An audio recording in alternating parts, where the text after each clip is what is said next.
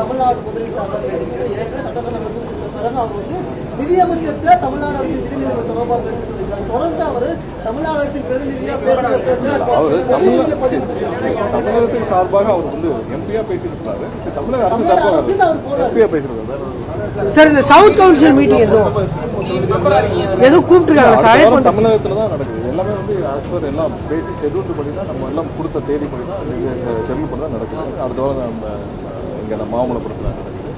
அது இன்னும் வந்து ப்ராப்பரான ஷெட்யூல் வரல. பட் எல்லாம் ஆல்ரெடி திட்டமிட்டு போய் சவுத் ஜோன் எல்லாம் செய்ய முடியும்.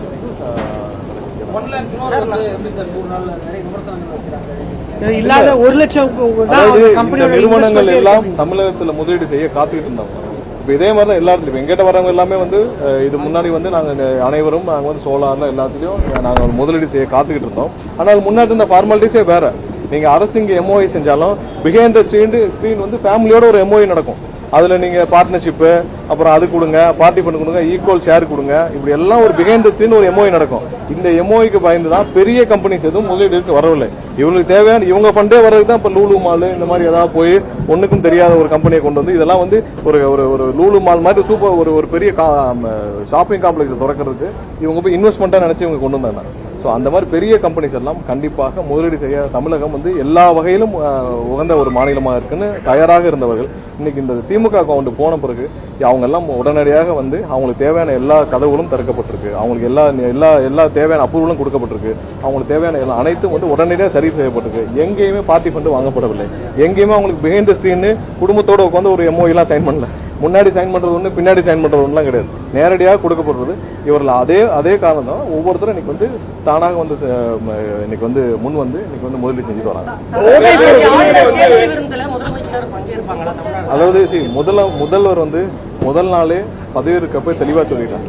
எந்த விஷயத்திலும் பின்னால் அதாவது முகத்துல கட்சி பொத்திட்டு போய் யாரையும் பார்க்க வேண்டிய அவசியம் இல்லை. இல்ல யாருக்கும் மறைஞ்சு ஒரு உறவை வைக்க வேண்டிய அவசியம் இல்லை. டெல்லியோடையோ யாரிடமோ யார்கிட்ட பேசினோம் அது வெளிப்படையாக இருக்கும். அது தமிழக நலனுக்காக மட்டுமே இருக்கும் தெளிவா சொல்லிட்டார். அந்த இது நாளை நடக்க போறது பத்தி இதுவரை எந்த முடிவும் எடுக்கப்படவில்லை. ஆனால் அதே நேரத்தில் என்னைக்கும் வந்து எந்த விதத்திலும் தமிழக நலனை காம்ப்ரமைஸ் பண்ணோ இல்ல பிஹைண்ட் தி ஸ்கிரீனோ எதுவும் இருக்காது. நாளைக்கு இது வரைக்கும் அந்த மாதிரியான முடிவுகள் இல்லை. கோயம்புத்தூர் கல்லூரி மாணவர் கொலை செய்யப்பட்ட விஷயத்துல போதைப் பொருள் புகார் அளித்த காரணத்தினால அவர் கொலை செய்யப்பட்ட போதை மருந்துகள் கடந்த 5 வருஷமா எவ்வளவு தூரம் தமிழகம் முழுவதும் சர்க்குலேஷன் இருக்குன்னு தெரியும். அதுல கோயம்புத்தூர் கல்லூரிகள்ல இது மாதிரி கடந்த 2 ஆண்டுகளுக்கு முன்னாடியே ஒரு ஹாஸ்டல்ல ஒரு மாணவர் மரணம் அடைந்தார். நிறைய புகார்கள் உங்களுக்கு எல்லாம் தெரியும். போதை மருந்துகள் எவ்வளவு தூரம் சர்க்குலேஷன் இருக்கு. அது போதை மாத்திரைகள், சிந்தட்டிக் ட்ரக்ஸ் எல்லா இடத்துலயும் மெத்தப்பட்ட எல்லாம் இருக்குன்னு தெரியும். கடுமையான நடவடிக்கை எடுக்கப்படுது. ஆனா இந்த விஷயத்துல அவர் மாணவருக்குள்ள ஏற்பட்ட தகராறு, அவர் வந்து அவங்க கல்லூரி நிர்வாகம் வந்து அந்த சம்பந்தப்பட்ட மாணவரை பரீட்சை எழுத அலோவ் பண்ணிருக்காங்க. அவர் நண்பர் வீட்டில் இருந்திருக்காரு. அவருக்குள்ள ஏற்பட்ட தகராறு, ஏன்னா அது சீனியர் ஜூனியர் தகராறு இருந்திருக்கு. அதன் மூலியமாக தாக்கப்பட்டிருக்கிறார். அதுக்கு ஹாஸ்பிட்டல் கொண்டு போய் தேவையான அனைத்து நடவடிக்கை அனைவரும் ஒரு கைது செய்துட்டே வராங்க. யார் யார் சம்பந்தப்பட்ட அனைவரும் கடுமையான நடவடிக்கை.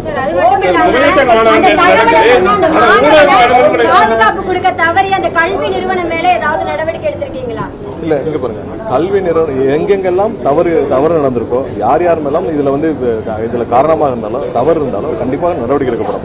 கல்வி நிறுவனங்கள்ல அவங்க வந்து அந்த பையனை ஏதோ அவங்க இந்த மாதிரியான தகராறு காரணமா சஸ்பெண்ட் பண்ணிருக்காங்க. சோ அதற்கப்புறம் பரீட்சை எழுத அனுமதிச்சிருக்காங்க. சோ அதுல அவர்கள் தரப்பு விளக்கங்களை காவல்துறை ஆராய்ஞ்சிட்டு கேட்டுட்டு வராங்க. பட் இந்த சம்பவத்தில் யார் சம்பந்தப்பட்ட அனைவர் மீதும் வழக்கு பதிவு செய்யப்பட்டிருக்கு. தொடர்ந்து கைது செய்யப்பட்டு வராங்க. ஒரு சில பேர் வந்து தேடிட்டு இருக்காங்க. காவல்துறை துரிதமாக செயல்பட்டு கண்டிப்பாக ஒடுக்கும் வேலையில முழுவதும் ஈடுபட்டிருக்காங்க. எந்த அளவிலும் யாரும் தப்பிக்க மாட்டாங்க. கண்டிப்பா இதெல்லாம் தடுக்கப்பட வேண்டும். மிகவும் வருத்தமான செயல்.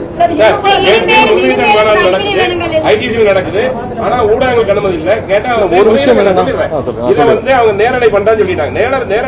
என்ன விஷயம் இதுல ஊடகங்களுக்கு கண்டிப்பாக வந்து ப்ராப்பரான இடம் கொடுக்கணும். ஏன்னா ஒரு பெரிய ஐடிசி மாதிரியான ஒரு இடத்துல வந்து ஒரு க்ளோஸ்டு டோர்ல வந்து இந்த ஊடகங்களுக்கு ஒரு பெரிய அளவில் 300 ஸ்கொயர் ஃபீட் 400 ஸ்கொயர் ஃபீட்டா தேவைப்படும். ஸோ அதனால வெளியில அவங்களுக்கு போதுமான சேர்ஸ் இருக்காது, பவர் கனெக்ஷன்ஸ் இருக்காது உங்களுக்கு, அப்புறம் மற்ற எல்லா அரேஞ்ச்மெண்ட்ஸும் செய்ய முடியாத இடத்துல மட்டும்தான் வந்து வெளியில அரேஞ்ச் பண்ணிட்டு உங்களுக்கான லைவ் லிங்க் கொடுக்குறோம்னு சொல்லியிருக்கோம். ஸோ அது வந்து உங்களோட வசதிக்கும் சேர்த்து தான். ஏன்னா அவங்க வந்து இப்போ 300 பேராவது அங்கே வந்துடுறாங்க ஊடகத்துல இருந்து. 300 பேர் அகாமடேட் பண்ற அளவுக்கு அந்த அளவுக்கு ஸ்பேஸ் இல்லை. பட் அங்கே வந்து கண்டிப்பா உங்களுக்கு தேவையான லைவ் லிங்க் உடனே கொடுக்கப்படுது.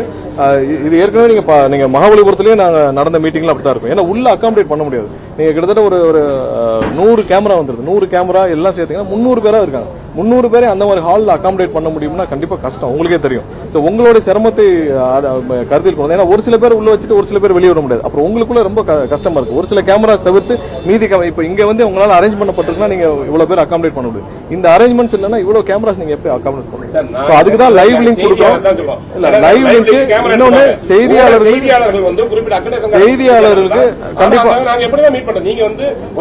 முடிச்ச பிறகு கண்டிப்பா செய்தியாளர் சந்திப்புல சொல்றாங்க. ஏன்னா எல்லாரையும் வந்து நம்ம ஒரே நேரத்தில் 300 பேருக்கு நம்ம அகாமடேட், ஏன்னா ஹால்ல கெப்பாசிட்டி அவ்வளவு பேர் அகாமடேட் பண்ற கஷ்டம். இனி வர்ற காலத்துல அது நிவர்த்தி செய்யறதுக்கு கண்டிப்பா இபி பில்ல தொடர்ந்து இப்போ ப்ராப்பர்ட்டி டாக்ஸ் பல மடங்கு உயர்ந்து இருக்குங்க, புகார் எழுந்துட்டு இருக்கு. என்ன விளக்கம் சார்? இதுலயும் ராங் பப்ளிசிட்டி தான் டிஎம்கே பண்ணிட்டு இருக்காங்க. ப்ராப்பர்ட்டி டாக்ஸ்ல அவங்க தெளிவா சொல்லிருக்காங்க என்னன்னா யார் யாரெல்லாம் வந்து குறைந்த அளவுல அசஸ்மெண்ட்ல ப்ராப்ளம் இருக்கு. இப்போ மதுரையில் என்ன ப்ராப்ளம் இருக்கு எல்லாம் சொல்றோம். ப்ராப்பர்ட்டி டாக்ஸ் அசஸ்மெண்ட்ஸ்ல நீங்க சரியா பண்ணாம பணம் வாங்கி கொண்டு ஊழல் செஞ்சு பல 100 கோடி முறைகேடு செஞ்சு ராங் அசஸ்மெண்ட் பண்ணி அவங்களுக்குலாம் வந்து ப்ராப்பர்ட்டி டாக்ஸ்ல பதிவு செஞ்சிருக்காங்க. அதே மாதிரி சென்னையில ரீஅசஸ்மெண்ட் பண்ணிட்டு இருக்காங்க நிறைய இடத்துல. இப்போ 20,000க்கும் மேற்பட்ட கமர்ஷியல் பில்டிங்ஸ்க்கு வந்து கமர்ஷியல் பில்டிங்ஸ்க்கு வயலேஷன்னா 1 லட்சம் 10 லட்சம் கட்ட வேண்டிய இடத்துல அவங்க 1 லட்சம் தான் அவங்களுக்கு மார்க் பண்ணி வச்சிருக்காங்க.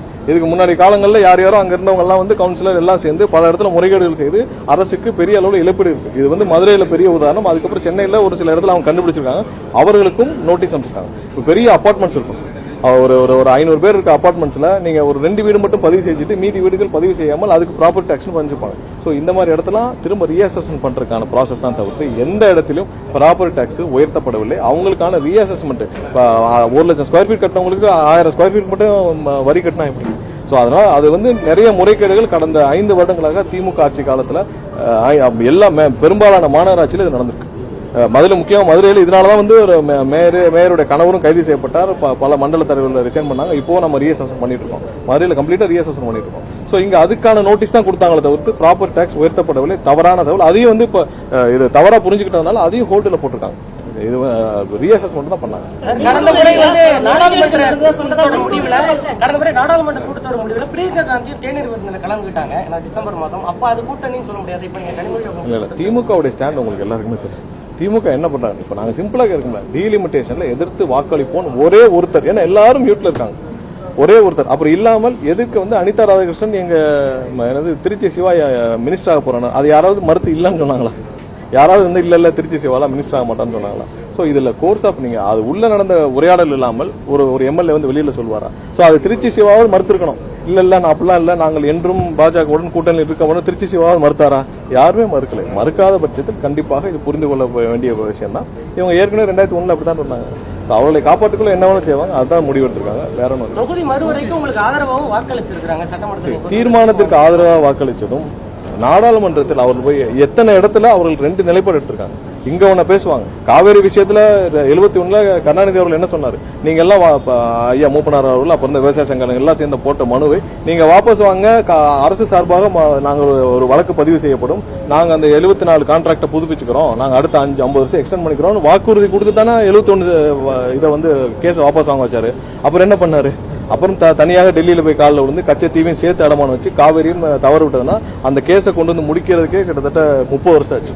ஸோ அதெல்லாம் அவர்கள் செய்த தவறுக்கெல்லாம் அவர்கள் என்னைக்கு இப்படியும் பேசுவாங்க, அப்புறம் கண்கள் பணிக்கிறதுன்னு சொல்லி ஒரே நாளில் மாத்திட்டு போயிட்டே இருப்பாங்க. மாநிலம் தழுவிய போராட்டத்தை அஇஅதிமுக பண்றாங்க. இன்னைக்கு அஇஅதிமுக மாநிலம் தழுவிய போராட்டம் பண்றாங்க. காவிரி விவகாரத்தில் எப்படி பாக்குறீங்க? இல்ல அதிமுக முதல்ல அவங்க கட்சிக்குள்ள இருக்கிற பிரச்சனையை முதல்ல முடிச்சுட்டு வரும். எந்த அதிமுக? எடப்பாடி அதிமுகவா? எடப்பாடி அதிமுக சட்டசபையிலே வந்து திரு எடப்பாடி அவர்கள் பேசினா அவருக்கு சப்போர்ட்டா திமுக வராங்க, திமுக பேசினா எடப்பாடி வராங்க. இதுல எந்த அதிமுக? எடப்பாடி அதிமுகவா? எடப்பாடி அதிமுகவுக்கு அவர் ஒரு 10 பேர் இருக்காங்க. அந்த 10 பேர் என்ன செய்யணும்? அந்த போராட்டத்தில் பாதி பேர் கலந்துக்கலன்னு அவங்க கட்சியில இருந்து அனௌன்ஸ்மெண்ட் பண்ணிட்டாங்க. ஸோ முதல்ல கட்சியில் இருக்கிற பிரச்சனை என்னன்னு அவங்க முடிவு பண்ணட்டும். எதுக்கு போராட்டம் பண்றாங்கன்னு அவங்க கட்சிக்காரங்களே தெரியல. சும்மா அவர் வந்து அவருடைய ஸ்ட்ரென்த் அவர் கூட எத்தனை பேர் நிக்கிறாங்கன்னு காட்டுறது அந்த போராட்டம். திரு எடப்பாடி அவர்கள் அவரோட கட்சியில் எத்தனை பேர், அவரோட எத்தனை எம்எல்ஏக்கள் இருக்காங்கன்னு டெமான்ஸ்ட்ரேட் பண்ணுறது அந்த போராட்டம். இந்த போராட்டத்திற்கும் அவர் எதுக்கு பண்றாரு, அவங்க முதல்ல அந்த போராட்டம் பண்ற கட்சிக்காரங்க யாருக்குமே தெரியாது. இல்ல விரைவில் அறிவிக்கப்படும்.